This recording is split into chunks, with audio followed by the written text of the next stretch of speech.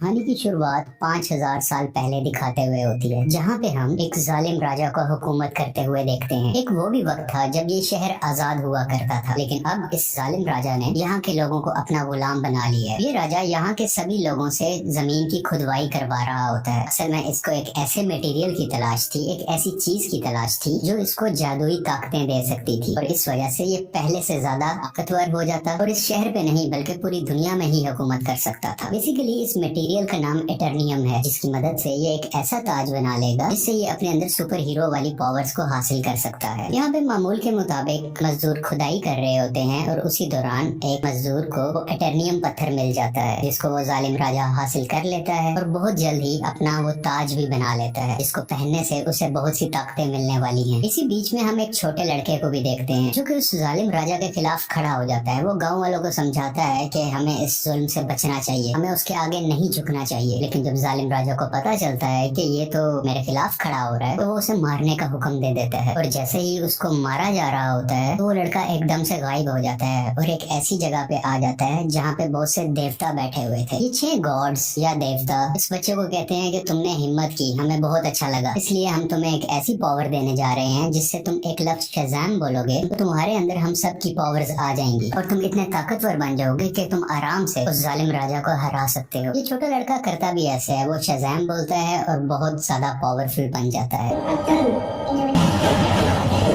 और फौरन ही वो उस राजा के महल में आ जाता है, जहाँ पे वो अपना शैतानी ताज पहन रहा होता है कि उसके पास बहुत सी पावर्स आ जाए। लेकिन ये छोटा लड़का जो शज़ाम बोलने के बाद अब बहुत पावरफुल बन चुका है, वो वहाँ आके तबाही मचा देता है और सबको मारने लगता है। ये इतने गुस्से में होता है कि जालिम राजा के साथ साथ वहाँ के पूरे शहर को ही तबाह कर डालता है। और यहीं से कहानी जाती है 5000 साल बाद और हम प्रेजेंट का टाइम देखते हैं। अभी के टाइम पे भी हमें वही शहर दिखाया जाता है, जहाँ पर एक गैंग ने पूरे तरीके से इस शहर पे कब्जा किया होता है। ये लोगों पे जुल्म कर रहे हैं, लूट मार कर रहे हैं, पूरी तरह से इस शहर को कंट्रोल में कर रखा है। असल में इस गैंग का एक ही मकसद है कि उस ताज को तलाश करना, यानी कि ये उसी क्राउन, उसी ताज को तलाश कर रहे होते हैं जो आज से 5000 साल पहले उस जालिम राजा ने बनाया था। वो खुद तो मारा गया था, लेकिन उसका ताज अभी भी कहीं ना कहीं इसी शहर में ही दफन है। अब हम एक लड़की को देखते हैं जिसका नाम एड्रियाना है। वो भी इसी ताज को ही ढूंढ रही होती है। ये लड़की पुरानी चीजों को ढूंढने में काफी एक्सपर्ट है, क्योंकि ये आर्कियोलॉजिस्ट है, यानी ये वो लोग होते हैं जो जमीन की खुदाई करते हैं और हिस्ट्री की बहुत सी चीजों के बारे में काफी मालूमात भी रखते हैं। तो ये लड़की एड्रियाना एक केव में जाती है, एक गार में जाती है, जहाँ पे काफी कोशिशों के बाद इसको वो ताज मिल भी जाता है। एड्रियाना और उसके साथी इसी बात को लेके खुश हो ही रहे होते हैं, तो हमें पता चलता है कि इसी का एक साथी जिसका नाम इस्माइल है, वो उसी गैंग के साथ मिला हुआ है जिसने पूरे शहर पे कब्जा कर रखा है। तभी इस्माइल अपने साथ आए हुए एक साथी को मार देता है और अपने गैंग के दूसरे लोगों को भी उसी गार में बुला लेता है।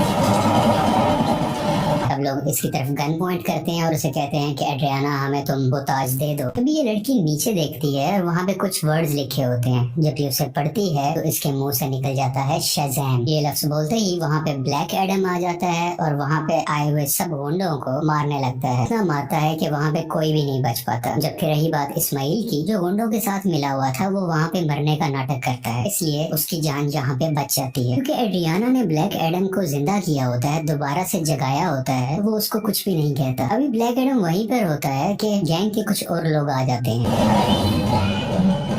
और उस पर एक स्पेशल वेपन से अटैक करते हैं। ये वेपन उसी एटर्नियम मटेरियल से बना होता है, इसकी मदद से वो ताज भी बना था। और जैसे ही ये मिसाइल ब्लैक एडम को लगता है तो उसे वाकई दर्द महसूस होती है। ब्लैक एडम उस मारने वाले गुंडे की तो जान ले लेता है, लेकिन उस रॉकेट या उस छोटे से मिसाइल के लगने की वजह से खुद भी बेहोश हो जाता है। तो हमें यहाँ पे ये पता चलता है कि एटर्नियम ऐसा मटेरियल है जो ब्लैक एडम की कमजोरी है और इसी मटेरियल से ब्लैक एडम को मारा भी जा सकता है। तो ये देखते हुए एड्रियाना काफी परेशान हो जाती है और वो ब्लैक एडम को अपने घर ले जाती है। जैसे ही ब्लैक एडम को होश आता है तो वो यहाँ पे एड्रियाना के बेटे से मिलता है। ये बच्चा ब्लैक एडम को कहता है कि आप 5000 साल से उस गार के अंदर बंद थे, अब क्योंकि हमारा शहर गुलामी बसर कर रहा है, वो गैंग हमें जीने नहीं दे रहा, तो आप हमारे लिए एक मसीहा बन के आए हो, आप ही हमारे शहर को उस गैंग से बचाओगे। ब्लैक एडम को यहाँ पे कोई फर्क नहीं पड़ता। वो कहता है कि आज से 5000 साल पहले ये मेरा शहर हुआ करता था, यहाँ पे सब कुछ बदल चुका है, तो इस शहर को बचाने के लिए मैं रिस्पॉन्सिबल नहीं हूँ। मुझे इस शहर और यहाँ के लोगों से कोई मतलब नहीं है। और ये बात कहते ही वो घर से बाहर आ जाता है और शहर में फिरने लगता है और शहर को देखने लगता है। इसके बाद हम एक फीमेल लीडर को देखते हैं जिसका काम इस दुनिया में आने वाले सुपर हीरो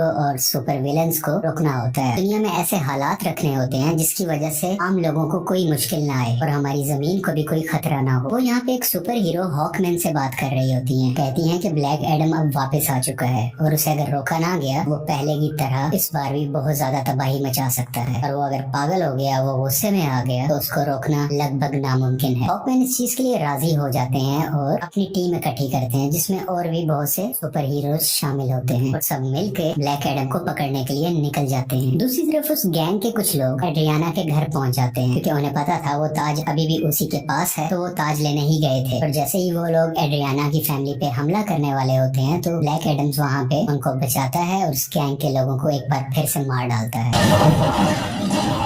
और बचे हुए कुछ लोगों से ये अभी फाइट कर ही रहा होता है। तभी उसी वक्त हॉकमैन की बनाई हुई टीम वहाँ पे आ जाती है और ये सब मिलके ब्लैक एडम से लड़ाई करने लगते हैं। लेकिन अभी भी ब्लैक एडम इन पर भारी था। वो गैंग के लोग और जस्टिस सोसाइटी की टीम दोनों मिलके भी इसका कुछ नहीं बिगाड़ पा रहे थे और आखिरकार ब्लैक एडम वहाँ से चला जाता है। ये जस्टिस सोसाइटी की टीम जो कि हॉकमैन की बनाई हुई टीम है, वो एड्रियाना के पास आते हैं और उसे मदद मांगते हैं कि तुम हमारी हेल्प करो उसको पकड़ने में। लेकिन एड्रियाना उन्हें कहती है कि तुम तब कहाँ थे जब हम पे ये जुल्म हो रहे थे, तुम लोगों को तो मैंने पहले कभी नहीं देखा। एक ब्लैक एडम ही है जिसने हमें बचाया। जब मैं मरने वाली थी तो उसी ने ही मुझे बचाया था। जस्टिस सोसाइटी के लोग कहते हैं जिसको तुम समझ रही हो कि वो तुम्हारी हिफाजत कर रहा है, वो बहुत खतरनाक है। आज से 5000 साल पहले भी उसने हमारे इसी शहर को पूरे तरीके से तबाह कर दिया था। और बिलाखिर ये लोग एड्रियाना को राजी कर लेते हैं और इसीलिए एड्रियाना इन सबको ब्लैक एडम के पास ले जाती है ताकि सब लोग बैठ के आपस में बात कर सके, ताकि वो दोनों एक दूसरे की बातों को समझ सके और इनकी आपस की लड़ाई आपस में खत्म हो जाए। तभी दूसरी तरफ इस्माइल जो कि एड्रियाना का साथी था,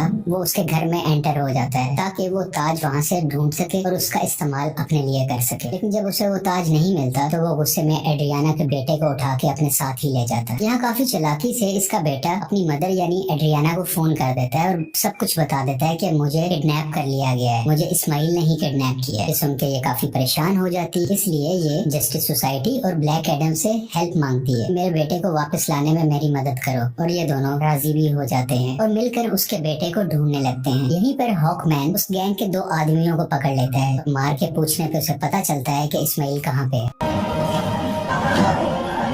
इस्माइल ने उसके बेटे को एक खुफिया जगह में रखा है जो कि एक रेगिस्तान में है। और जब ये सब यानी ब्लैक एडम और जस्टिस सोसाइटी उस जगह पर पहुंचते हैं तो देखते हैं कि इस्माइल ने उसके बेटे पे गन पॉइंट की हुई है। और यहाँ पे इस्माइल एक राज बताता है कि वो गैंग जो पूरे शहर में तबाही मचा रहा है उसका लीडर मैं ही हूँ और ये सब गुंडे मेरे लिए ही काम करते हैं। इसलिए वो एड्रियाना को कहता है कि अगर तुम्हें अपने बेटे की जान बचानी है तो मुझे वो ताज दे दो। तो ये परेशान माँ उसको वो ताज दे देती है ताकि उसके बेटे की जान बच सके। लेकिन इसके बावजूद भी वो उस बच्चे पे गोली चला देता है। और जैसे ही ब्लैक एडम ये देखता है तो वो तेज स्पीड से उड़ता हुआ उसके आगे आकर उस बच्चे की जान बचा लेता है और यहाँ पे इस्माइल को अपनी लाइटनिंग से जला के मुकम्मल तरीके से खत्म कर डालता है।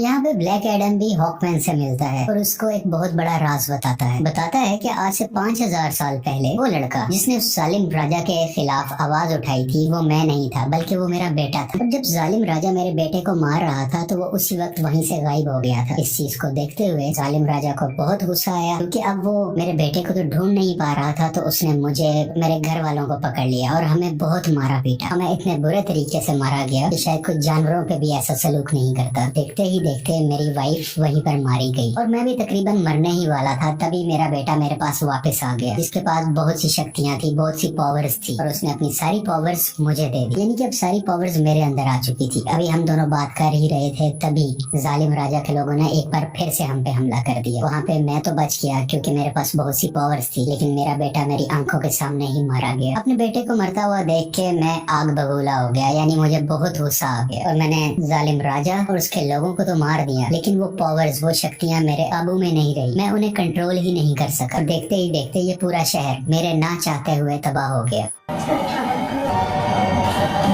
मेरा ऐसा करने की वजह से उन देवताओं ने, जिन्होंने मेरे बेटे को शक्ति दी और वो शक्ति अब मेरे पास है, वो बहुत नाराज हो चुके थे कि मैंने अपनी पावर का मिसयूज किया है, मैंने अपनी पावर को कंट्रोल में नहीं रखा। इसीलिए उन्होंने मुझे उस केव में बंद कर रखा और मैं कई हजार साल तक उस केव, उस गार के अंदर बंद रहा। जब एड्रियाना ने आके नाम लिया तो मैं एक बार दोबारा से जिंदा हो गया। यहाँ पे ब्लैक एडम को अभी भी बहुत अफसोस होता है कि उसकी वजह से पहले भी बहुत ज्यादा तबाही मची और अब भी बहुत ज्यादा तबाही मची है, बहुत से लोग मारे गए। वो हॉकमैन को कहता है कि मैं सरेंडर करना चाहता हूँ, मैं अपनी पावर्स को खत्म करके तुम लोगों के हवाले करना चाहता हूँ ताकि मेरी वजह से किसी को कोई नुकसान ना पहुंचे। इसके बाद ब्लैक एडम शज़ैम का वर्ड बोलता है, जिससे वो वापस से अपनी एक नॉर्मल फॉर्म में आ जाता है, यानी वो एक नॉर्मल इंसान बन जाता है जिसके पास इस वक्त सुपर पावर्स नहीं है। और जब तक ये दोबारा शज़ैम नहीं बोलेगा तब तक ये वापस से ब्लैक एडम नहीं बन सकता। इसलिए ये इनसे रिक्वेस्ट भी करता है, तुम मेरे साथ कुछ ऐसा करो कि मैं दोबारा से ये वर्ड बोल ही ना सकूं। आखिरकार ब्लैक एडम को पानी के अंदर डाल दिया जाता है और उसके मुंह में एक ऐसी डिवाइस लगा दी जाती है जिस वजह से ये बोल ही ना पाए। ये एक छोटी सी जेल होती है जिसमें ब्लैक एडम को बंद कर दिया जाता है। दूसरी तरफ हमें इस्माइल को दिखाया जाता है जो कि मर चुका था और अब वो हेल के अंदर आ गया है। इस्माइल को एक बात शुरू से पता थी कि अगर वो उस ताज की ताकत को हासिल करना चाहता है तो उसका तरीका ये है कि उसको वो ताज अपने हाथ में पकड़ना होगा और उसी वक्त कोई ना कोई उसको मारे ताकि वो मर के हेल में आ जाए, यानी कि जहन्नुम में आ जाए और वो हेल के डीमन से यहाँ पे मिल सके जिनसे वो पावर हासिल कर सके। ये सारी बातें इस्माइल शुरू से ही जानता था, इसीलिए उसने ब्लैक एडम को उकसाया कि मैं जैसे ही एड्रियाना के बेटे को मारूंगा ब्लैक एडम आके उसे बचाएगा और मुझे मार डालेगा, और उसी वक्त ताज भी उसके हाथ में ही था। ये सब बातें ये शुरू से जानता था और सब कुछ इसके प्लान के मुताबिक ही हो रहा था। यहाँ हेल के डीमंस इस्माइल से मिलते हैं और उसको अपनी पावर्स दे देते। पहले जैसा इंसान नहीं था, ये सबाक बन चुका होता है। इन पावर्स के साथ इस दुनिया में आ जाता है और हर तरफ तबाही मचाने लगता है। जैसे ही जस्टिस सोसाइटी को इसके बारे में पता चलता है तो वो इसके मुकाबले के लिए इसके सामने आते हैं। यहाँ पे काफी देर लड़ाई चलती रहती है, लेकिन सबाक क्योंकि बहुत ज्यादा पावरफुल था, ये सब मिल के भी उसको नहीं रोक पा रहे थे।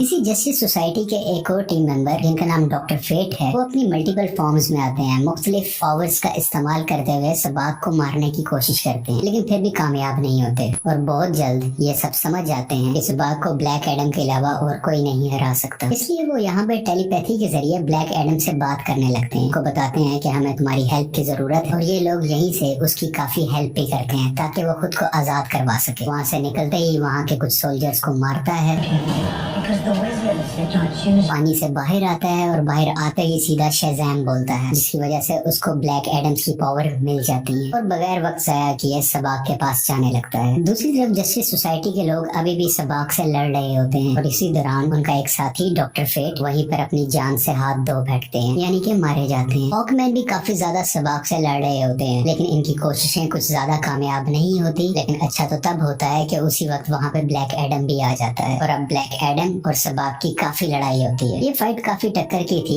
लेकिन वक्त के साथ ऐसा लग रहा था कि सिर्फ ब्लैक एडम ही है जो सबाक को हरा सकता है। और कुछ ही देर के बाद ब्लैक एडम सबाक के सर को पकड़ के उसके 2 हिस्से कर डालता है और उसको मुकम्मल तरीके से फाड़ कर आखिरकार सबाक की जान ले लेता है। इसी वजह से सबाक की मौत हो जाती है और सब कुछ सुकून में आ जाता है, सब कुछ ठीक होने लगता है। शहर के लोग ब्लैक एडम को अपना मसीहा मानने लगते हैं। वो सब इस बात को मान लेते हैं कि ब्लैक एडम ने हमें और हमारे शहर को बचाया है। इसके बाद हम उसी लेडी को देखते हैं जिसने जस्टिस सोसाइटी की टीम को बनाया होता है ताकि वो ब्लैक एडम को रोक सके। वो यहाँ पे ब्लैक एडम को कहती है कि ठीक है, तुम्हें जो करना है वो करो, लेकिन तुम अपने इस शहर से ना निकलना। तुम इस शहर के लोगों के मसीहा बनो, उनका ख्याल रखो, गार्डियन बनो, मुझे उसे परवाह नहीं है, लेकिन अपने इस शहर से तुमने नहीं निकलना, क्योंकि अगर तुम इस शहर से बाहर आए तो तुम्हारे लिए अच्छा नहीं होगा। यहाँ पे ब्लैक एडम बैठा उसको देखता है और कहता है कि मुझ पे कोई हुक्म नहीं चला सकता, और उसका जब भी कुछ भी करने को दिल करेगा वो अपनी ही मर्जी करेगा। लेकिन तभी वो लेडी बोलती है, हाँ शायद तुम ठीक कह रहे हो, तुम्हें इस दुनिया में रहने वाला तो शायद कोई नहीं रोक सकता, लेकिन मैं किसी ऐसे को जानती हूँ जो हमारी दुनिया से नहीं है। और ब्लैक एडम को गुस्सा आता है और वो स्क्रीन को ही तोड़ देता है जिससे वो लेडी बात कर रही थी। स्क्रीन के टूटने से हर तरफ धुआं ही धुआं होने लगता है और तभी उस धुएं से बाहर आता है सुपरमैन, और वो ब्लैक एडम को कहता है कि हमें शायद बैठ के बात करनी चाहिए। और यहाँ पे सुपरमैन के ये कहते ही इस मूवी की कहानी यहीं पे खत्म